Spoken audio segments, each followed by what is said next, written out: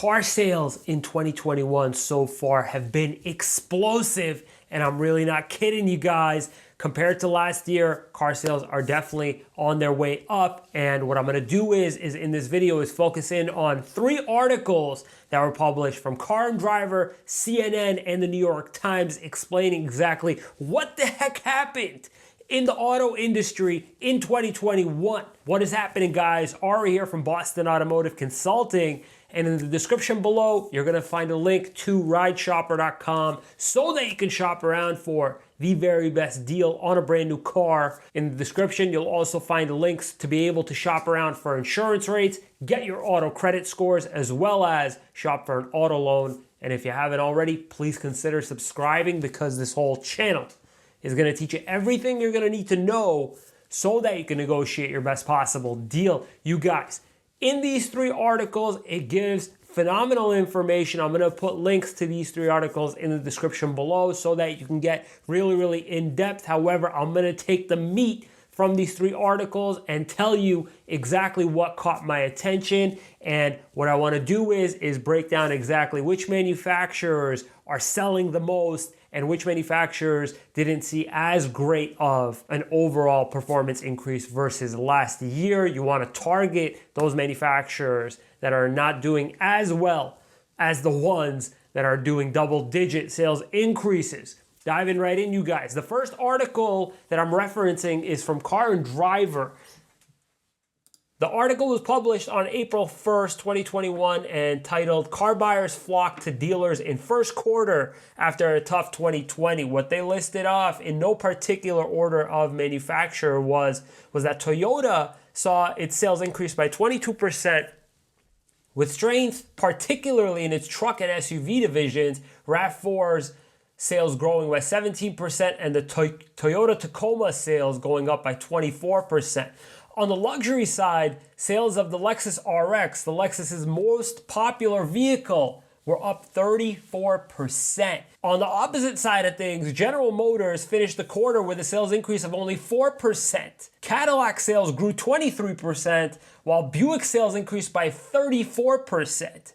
Ford sales were only up 1% through the first quarter. Stellantis, formerly FCA, Fiat Chrysler, the group that owns Jeep, Ram, and Chrysler, only saw sales increase by 5%, you guys. Honda saw its best month ever in March, and Tesla saw global deliveries more than double this past quarter compared to the first quarter of 2020. Hyundai saw sales jump by 28%. Kia also saw its best month ever, while sales grew by 16% through the quarter. Nissan, which was really was struggling in the US for the last few years, saw its sales increase by nearly 11% of the first quarter. The new Rogue was recently redesigned. That's particularly why sales did definitely increase, and the Sentra had sales increase by 56%.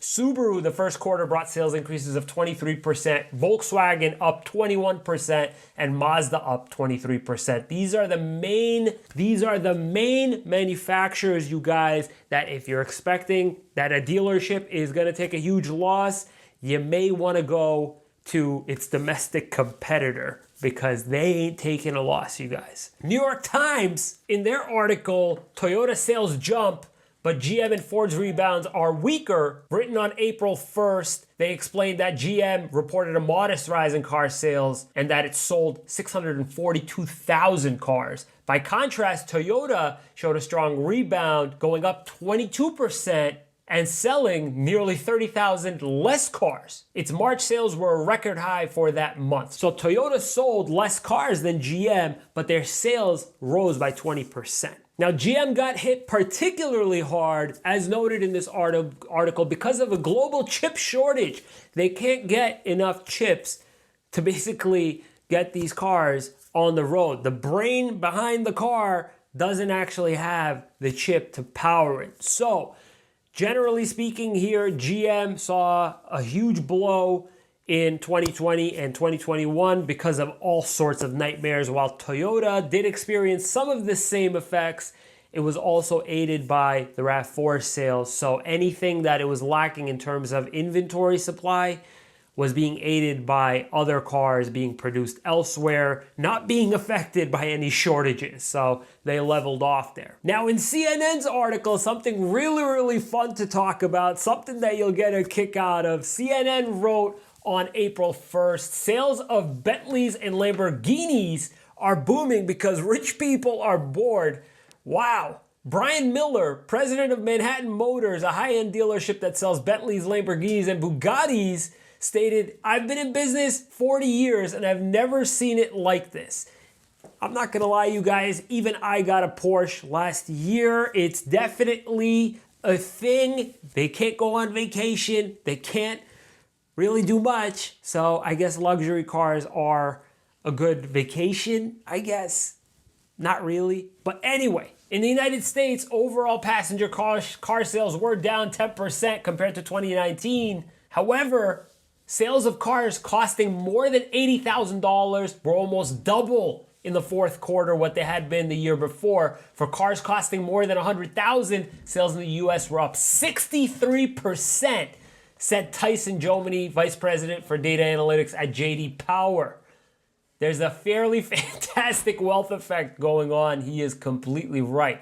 And a lot of it, they are stating that the stock market was attributing to the rise in sales because people saw their wealth increase and were hoping to reward themselves a little bit for their hard work. Bentley sold 11,000 cars, just 100 more vehicles than in 2019. They sold 100 more vehicles in 2019.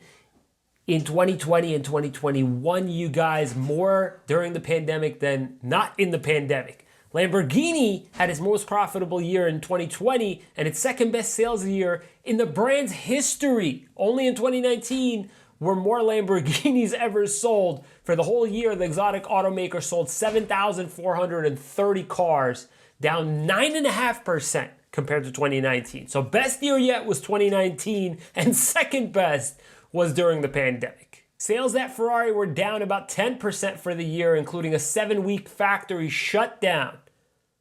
Rolls-Royce sales were down more than 26% last year compared to a record year of 2019. However, they also are rebounding with ghost orders being completely sold out or close to it. You guys got to understand that some of these brands, they're really not clawing at you for your sales because they really are selling cars.